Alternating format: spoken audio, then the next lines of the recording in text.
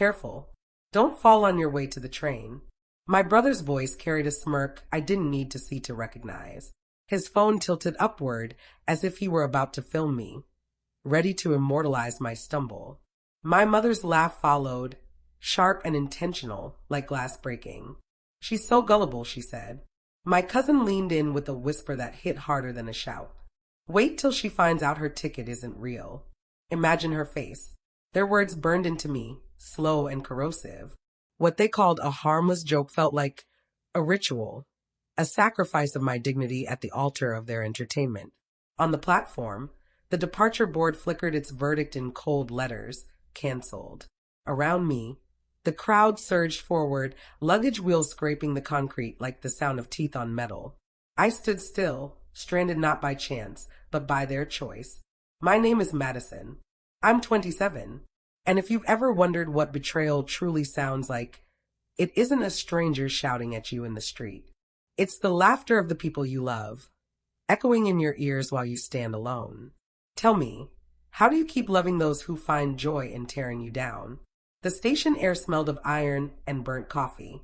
The overhead lights hummed and flickered, buzzing like nerves under skin. My fingers clenched the handle of my suitcase until my knuckles turned white. Then my phone buzzed. A message from them: "Relax, Maddie. Just a prank.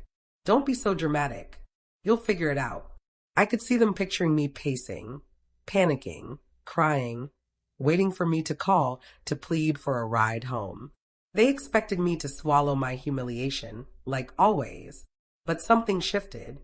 The ache of being their punchline hardened into something quiet and sharp. I had been the dependable one. The one who bailed them out when bills were late, who paid for emergencies, who said yes every time they asked for help. They built their safety net from my sacrifices. And now, while they laughed, they were sawing through the ropes. The sting of their cruelty turned into clarity. If they thought leaving me stranded was funny, how funny would it be when the money they depended on vanished overnight? I unlocked my banking app. The glow from the screen lit my face, a harsh spotlight on a stage I'd never asked to stand on. One tap could erase years of enabling. The announcement rang out: "Next train departing in 10 minutes." My reflection in the glass doors looked steadier than I felt. Almost like a vow, I whispered to myself, "Tonight, the silence will be mine." The screen burned bright against my eyes. My thumb hovered, not from fear, but from the weight of what came next. Cancel recurring transfers. Freeze share cards. Block their access. With each tap, my chest loosened, breath by breath. It was almost poetic, the same device they used to mock me now delivering their quiet downfall. I imagined my mother, wine glass in hand, her smirk fading as she saw the bank notifications. My brother scrolling, confused by transaction declined. My cousin's smug expression cracking when his rent payment bounced. Their laughter would collapse into panic, and that silence would echo louder than any words I could ever speak. The announcement cut through the station: final boarding. Around me, strangers dragged bags and rushed for their trains. I stayed still, calm, as though my own departure had already begun, not on rails, but from a life where I carried their weight. Another buzz from my phone. This time, my sister: "Bet you're crying. Want us to come get you? Say sorry first." I laughed under my breath, a sound I hadn't made in weeks. It wasn't bitter. It wasn't broken. It was free. Closing the banking app, I slid the phone into my coat pocket. My suitcase felt lighter now, as if years of obligation had been zipped away along with the canceled payments. The doors to the next train hissed open. I stepped inside, found a window seat, and watched as the city blurred past. The rhythm of the tracks rose up around me, steady and sure like applause. For the first time, I was leaving their home behind, and it felt like stepping into my own life. I reminded myself over and over, it was never my job to rescue them. Their chaos wasn't mine to clean up. Their laughter, sharp and cruel, was never mine to bear. I rested my forehead against the train window, the glass cool against my skin, and whispered so softly it vanished into the dark, "Let's see who ends up stranded now." The night swallowed my words and carried them back to the house where their smiles were about to fade. The train jolted forward, the tracks humming beneath it, but my thoughts lingered behind, tied to the place I had finally cut loose. I pictured the living room, the same couch where they sprawled while I worked late shifts to keep the lights on. I imagined their laughter thinning out, replaced by confusion as they realized what had happened. I pulled my phone out not to undo anything, but to watch the silence grow. The first notification, Mom. Maddie, did you forget the bill? The power company says payment didn't go through. Another, my brother. Yo, my card got declined. Did you move the money? Send it back. I'm at the store. A third, my cousin. Rent bounced. Not funny. Fix it. I stared at the screen, my lips curving faintly. At the station, not one of them asked if I was okay. No one wondered if I'd gotten home safe. Their panic only ever woke for money. Tickets, please.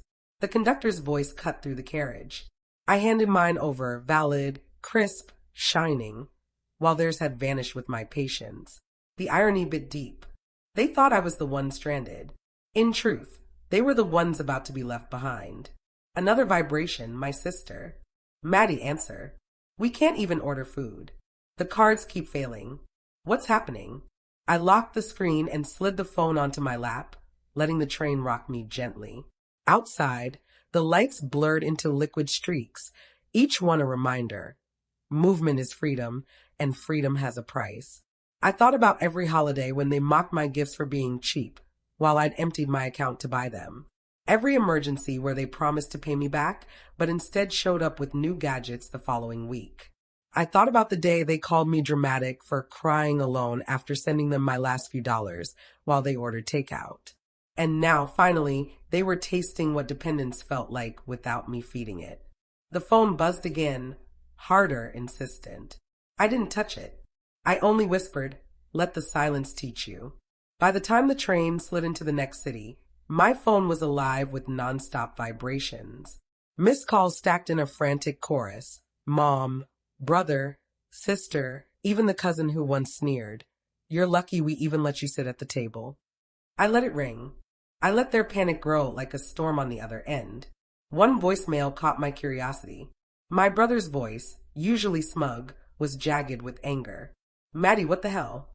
My card got declined at the gas station. Do you know how embarrassing this is? Fix it now." I nearly laughed. Embarrassing. As if being left at a station like an idiot hadn't been. Another voicemail followed, Mom's voice trembling. "Honey, something's wrong with the bank. The mortgage didn't clear. Please call me back. Don't make this worse." Those words, "Please, don't make this worse," rang in my ears like a hymn. How many times had I begged them not to humiliate me, not to hurt me? They'd laughed then. Now the roles had flipped. The train doors opened. I stepped out into the cool night air of a city where no one knew my name, where their shadows couldn't reach. The streets smelled of rain. Neon lights spilled across wet pavement.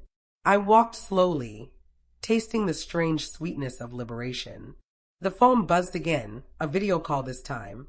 My sister's face appeared, hair tangled, eyes frantic, panic where her smugness used to be. "Maddie, stop this. The kids are hungry. The fridge is empty. You can't just..." I ended the call mid-sentence. My own reflection replaced hers in the dark screen. For years, I had been their net, their landing. Tonight I had cut the ropes. Their silence, finally, was louder than their laughter. I checked into a modest hotel near the station, the kind with buzzing fluorescent lights and faded carpet. Not luxury, but mine. A space where no one mocked me. No one waved unpaid bills in my face. Another buzz. Another flood of messages. I scrolled slowly, almost like reading prayers sent to a god they'd ignored until now. "Mom, mortgage overdue. Bank called. Maddie, answer. We can fix this. Brother, don't be petty. Send the money back. You know we need it. Cousin, I can't get groceries. My landlord's threatening me. Don't do this. Sister, you're really going to let the kids starve?" Heartless. That last word, heartless, stopped me. It slid under my skin like glass. For years they devoured my kindness, called it duty, laughed at my obedience. Now, with the feeding ended, I was suddenly heartless. I typed one sentence, steady and cold. "You thought leaving me stranded was funny. Now you can live stranded too." Then I hit send. 3 dots appeared instantly. Typing, erasing, typing again. Their panic was visible even through a screen. I powered off the phone, tossed it onto the bed, and lay back. The hum of the old air conditioner sounded like applause, steady and sure. For the first time in years, the silence was mine.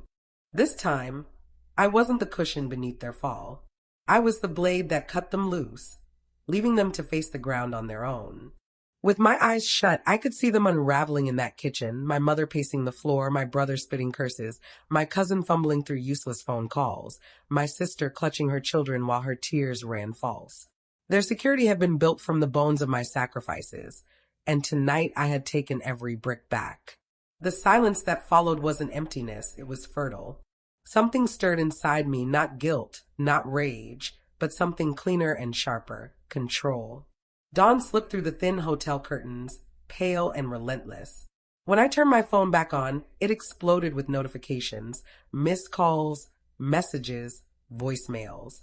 A desperate chorus captured in glowing screens. I didn't listen to reply, only to witness. My mother's voice, trembling and broken, "Maddie, please. We didn't mean it that way. It was just a joke. You know we love you. Call me, sweetheart." My brother's venom spitting through the line. "So what now? You think you're punishing us? You think money makes you better than us? Don't forget where you came from." My sister's sobs leaking through static. "The kids don't understand why there's no food. How can you do this to your own family?" Every word was a trap strung with guilt, the same guilt that had bound me to their debts and failures for years. But guilt, I realized, is only effective when love balances it. What they'd given me was not love, it was mockery in disguise. My hands were steady as I opened a fresh thread and wrote, "Family doesn't strand one of their own at a station and laugh. Family doesn't make pain into entertainment. Don't call yourselves that with me again." I pressed send and let the silence drown their manipulations. The hotel hummed quietly, the pipes groaning, the city outside honking and chattering like nothing had shifted in the world. But everything had shifted for me. My mind wandered to the double shifts I'd worked so my brother could get back on his feet, only to watch him waste money on nights out. To the times I bailed my mother out of overdue bills while she paraded in new outfits. To the countless apologies I'd made for the crime of expecting basic respect. Now the apologies were at my feet, fragile, hollow, and for once I didn't stoop to pick them up. "If they want forgiveness," I whispered to the quiet room, "they can earn it. The way I earned every dollar they squandered." By nightfall, their messages had changed shape. No longer apologies, no longer manipulations. Now it was raw panic bleeding through. "My brother, the bank froze the account. They're saying payments are overdue. Maddie, you can't just abandon us. My mother, they're threatening foreclosure. Please, I swear we'll make it right. Please answer me. My sister, the kids are hungry. If you don't help, you'll regret it for the rest of your life." Regret. That word tasted metallic. I had lived in regret far too long. Regretting every yes, regretting every time I softened, every moment I let them laugh at me and still handed over more. Tonight regret was theirs, not mine. I sat at the desk, the lamp buzzing faintly overhead, and typed slowly, deliberately, "I didn't leave you. You pushed me. Every joke at my expense, every demand without thanks, every time you thought my dignity was disposable, this is the bill you never thought would come due." And now it has. I hit send. On the screen, their 3 dots blinked, typed, paused, deleted. At last, my mother's message, "You don't mean this. You're just upset." I answered once more, final and precise, "No, Mom. I'm calm. And that's what terrifies you." Then I powered the phone off. Their voices, their pleas, their chaos, trapped in digital bubbles I would never open again. The quiet that filled the room afterward wasn't emptiness, it was sacred. A hymn I had waited my entire life to hear. Leaning back, I let the noise of the city filter in. The distant sirens, the muffled music drifting from a bar, the rhythm of my heartbeat steadying into something new. For the first time, I wasn't their wallet, their punchline, or their net. I was just Madison. And it was enough. When I switched off the lamp, the darkness felt different, not suffocating, but weightless. Freedom wrapped itself around me like a blanket. Tomorrow, they would wake to a reality without me at its center, and I would wake to myself.